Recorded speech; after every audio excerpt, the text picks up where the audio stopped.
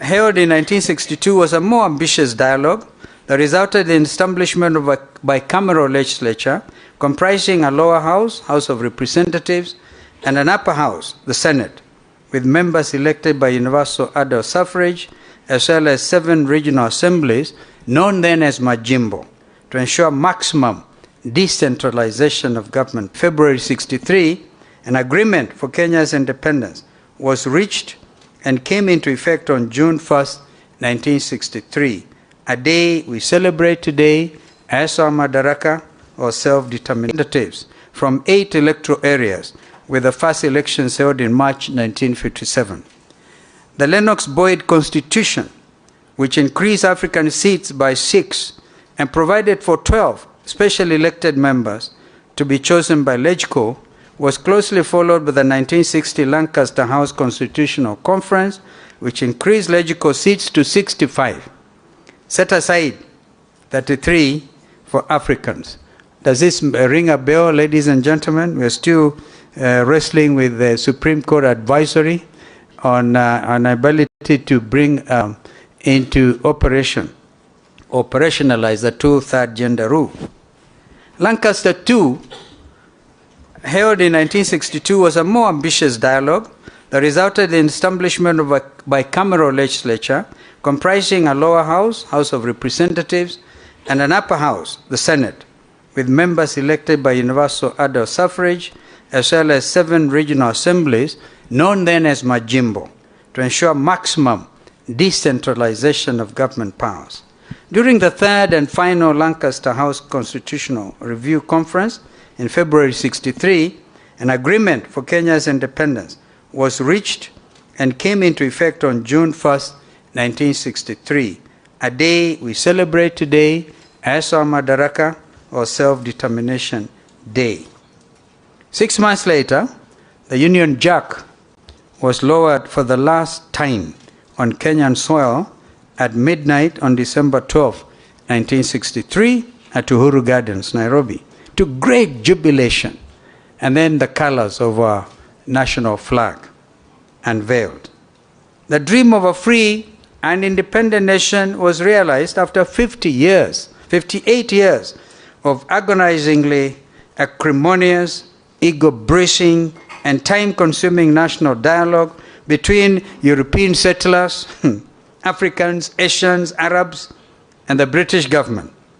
From the scramble for Africa, which ironically took place in your wonderful country again, Berlin, a conference of 1895, the young protectorate evolved into a colony, and finally an independent republic led by Africans.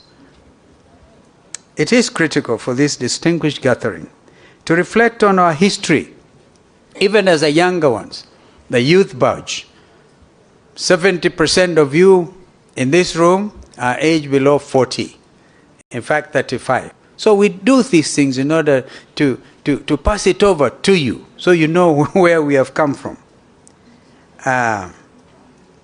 As a renowned Spanish-American philosopher, George Santayana, wrote in his book, The Life of Reason, The Life of Reason, as part of a series, Great Ideas of Western Man, Western Man, in 1905.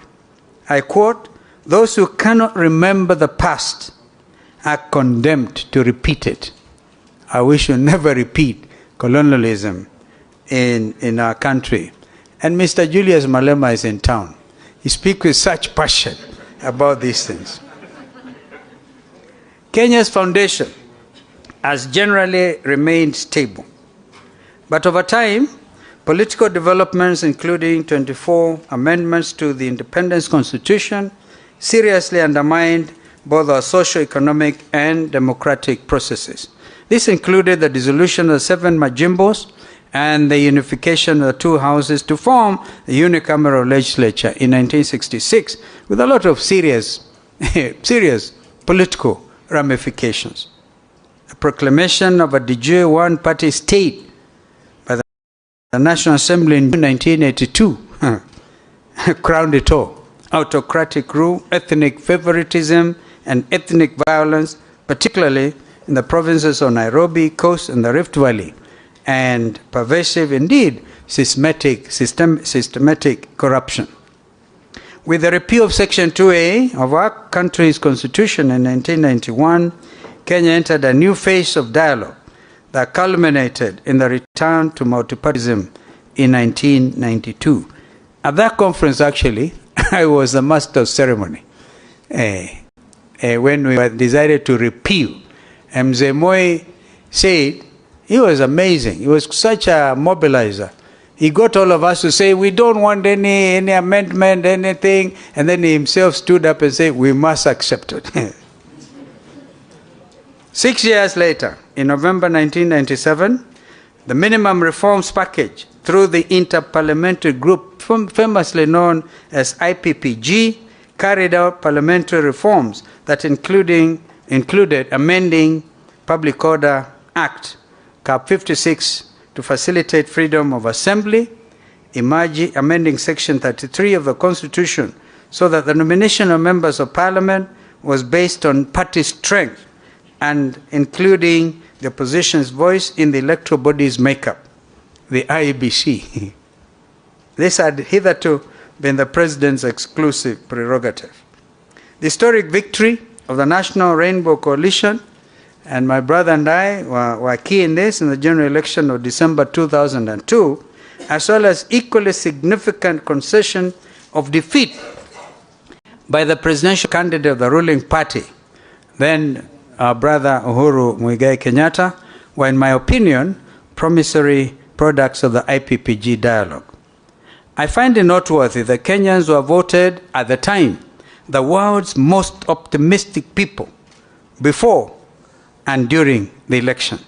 This was in accordance with the Gallup International Annual End-of-Year Survey, which involved interviews with over 67,500 people in 65 countries between November and December of 2002. However, the sentimental optimism was fleeting, as several agreements in our famous MOU between the coalition members, right? And we were signing.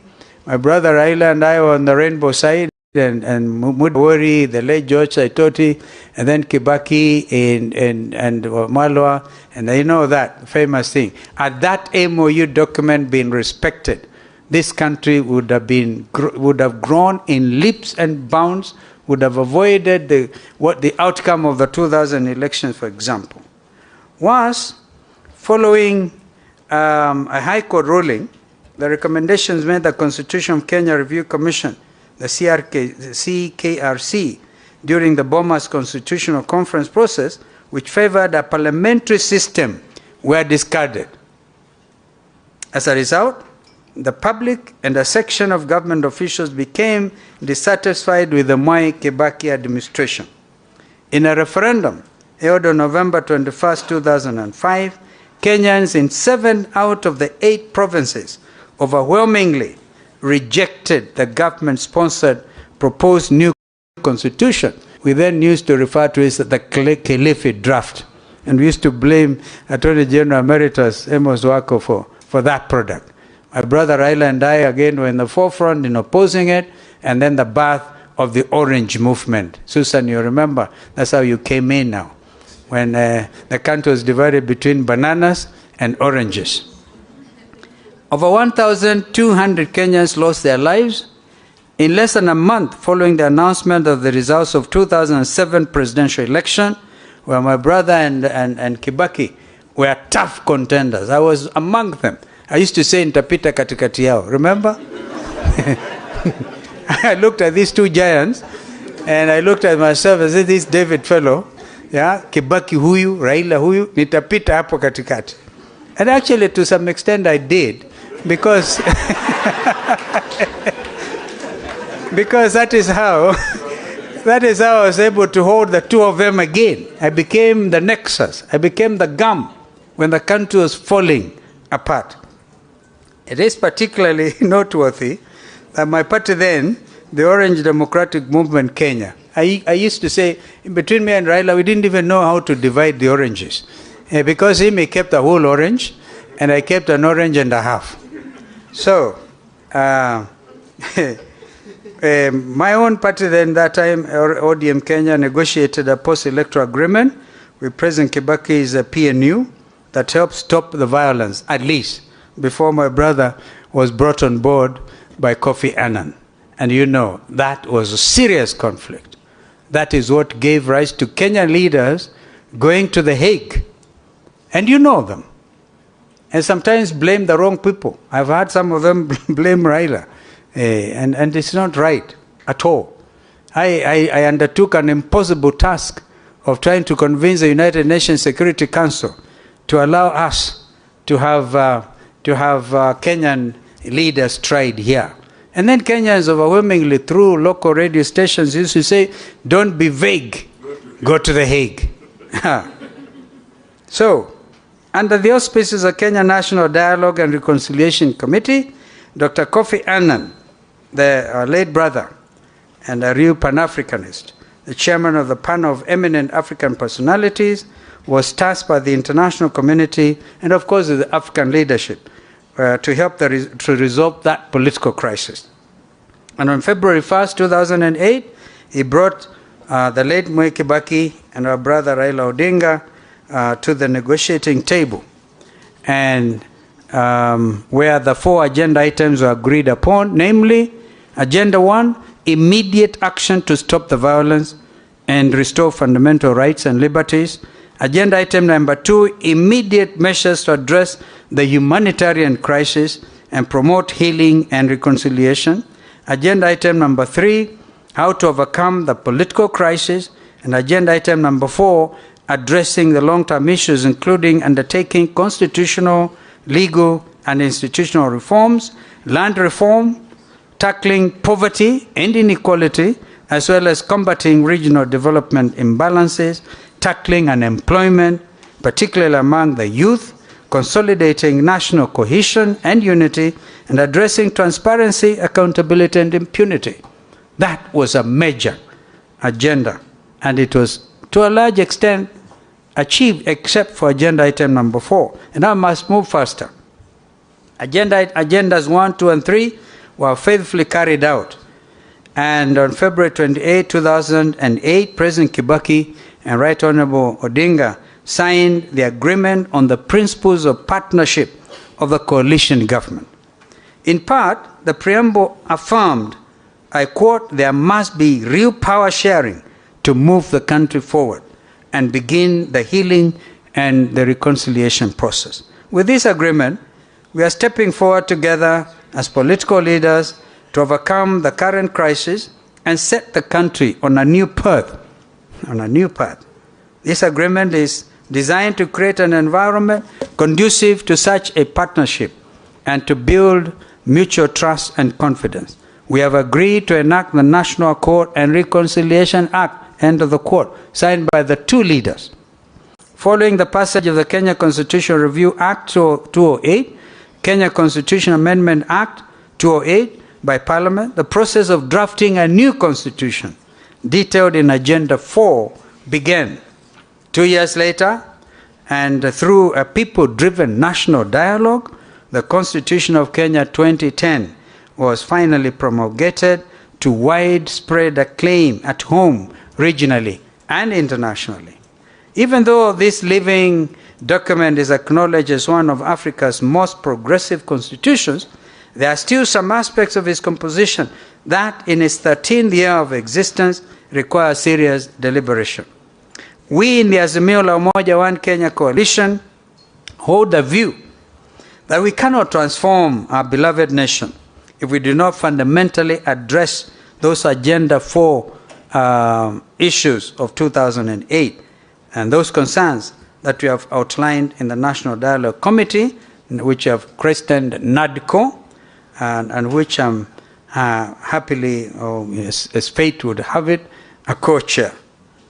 Our top priority, which was to address the cost of living, is demonstrated by the growing gaps in poverty and inequality brought about by harsh and burdensome taxes that take money out of people's pockets rather than putting it therein. And Susan, you're in the business trying to get people to put their money in their pockets. You haven't quite succeeded. because this is where the issue is. Kenyans are crying, heavy burden of taxation. I have never seen a nation anywhere in the world which can develop on the basis of overtaxing its citizens, particularly during such economic reality. And if anybody has one example in the world, yeah, we talked of the Marshall Plan and others, where you overtax your citizen in order to get out of depression, I will be happily able to listen to you. Despite the conflicting explanations, the primary causes of economic slow growth, indeed depression, are not solely attributable to global events, but rather economic mismanagement and endemic corruption. The last three presidential election results are strongly disputed, indicating that we have not addressed transparency, accountability, and impunity, particularly regarding our electoral management process. That is why we in Azimio la Umoja One Kenya Alliance Coalition insisted upon not only audit of 2022 general election, but a reconstitution of the Independent Electoral Boundaries Commission. We too in this NADCO process spoke to the deepening of our political gains by ensuring there will be fidelity to the Constitution as regards interference with political parties. The story that has been going on, merry-go-round in Jubilee, I'm a very key member of Azimio la Umoja One Kenya Coalition. It's disturbing. We have had to call a spade a spade. In these talks, we are not sparing any situation. And we are saying it is improper to disorganize Jubilee. Because by disorganizing Jubilee, you are trying to disorganize Azimio. And by implication, paying lip service to multi-party democracy. And this is our view. Our agenda items are the bipartisan talks at Bomas of Kenya, also included addressing the imbalance of public office appointments that are biased towards specific communities and poorly represented the aspirations of two-gender rule. This, we strongly argued, continued to undermine the ideals of national cohesion and unity. I would want, for example, a very honest conversation about the recently concluded recruitment at the Kenya Defense Forces. Mukwanja and the rest of you in Parliament, please, if you want to heal this country, and I heard the President yesterday say 80% of recruitment to KDF now will be from National Youth Service, but before we get there, we want the statistics, ethnic balance. By the way, it's a matter in the Constitution. We want to know, of the 42, 43 communities, what percentage did the people in Embu in Manyata get? And you will be amazed. And when I go to the conflict in Rwanda after the genocide, in fact, the problem in Rwanda and Burundi is basically this. 84% of the population are Hutus in both countries, and 14% are Tutsis in both countries. At some stage, the whole leadership of Burundi, from the president to deputy speaker, were eliminated because they went through a hugely successful election, where if it is the majority must have their way and the minority have their say, that happened. But people were hurting. And what happened? Killings. So, in my view, if you disturb the army, if you do not have a professional military in Kenya or anywhere in the region, ladies and gentlemen, you do not have a country. Please, you can take that one to the bank, even if it is a hustler bank. You cannot disturb if you, and the reason our military men and women have done very well in terms of peacekeeping everywhere, right, is because we have had a professional army. But if we have a tribalized army, and I still insist, I want you guys, if the parliament, I'm told when you people in Kenya Kwanza went to State House and complained to President Ruto that hamwezi kwenda nyumbani, wananchi wanapigia kelele because of taxation, he looked at you and told you, but you are the ones in parliament. Nyinyi ndio mmepitisha the Finance Act. So you now have to play your role. If you're going to do oversighting of this government, and I like the young parliamentarians, actually went in at 30, and I remained there. Yes, I think I should have been a member. Now I'll do the mentoring that our wonderful Mheshimiwa was talking about. I must conclude, ladies and gentlemen, before I invite our brother to come and make his remarks and close this consultative session. You know, we went to Bomas because Kenyans lost their lives. Kenyans, some of them wearing sufurias. Right? Let's not forget. Let's not forget we buried nearly 70 people. Let's not forget a lot of them had their households and everything they owned destroyed. And even as recent as 2 weeks ago, 25,000 people in Mavoko had what they call their homes destroyed. And we hear you, friends in Kenya Kwanza, telling us affordable housing. What the fellows have put together what they could afford, and you destroy it, and you are telling them affordable housing? So, ladies and gentlemen, we cannot hope to transform our nation, indeed any nation, without meaningful dialogue, and that is built on mutual trust and confidence. Nonetheless, I've observed that during our 73 days, we've already done 73 days of the national dialogue, goodwill has occurred, and both sides have learned to respect one another's points of view. Therefore, I must congratulate my friend, my co-chair, Kimani Ichung'wah. When he came in, I told Kimani, I looked at him, I said, listen, you are young, I think you're very young, and the future is ahead of you. Me, I can go back to Sekuru, right, and forget about you guys. But if you don't succeed at these talks, history will judge you badly. And we must therefore confront the truth, and nothing but the truth. Our forefathers, the likes of Mzee Jomo Kenyatta and Jaramogi Oginga Odinga, were able to negotiate and compromise even with the British colonialists. When Mzee Jaramogi Oginga Odinga said, without Jomo Kenyatta there will be no freedom. Now, we should emulate them. 26 years ago, the late President Daniel Arap Moi's ruling party, KANU, by the way, KANU was organizing secretary for 12 good years. I was elected National Organizing Secretary the same day with the late Moses Mundamba Mudavadi, Wycliffe's father. So you can see if Mudavadi is beginning to look old.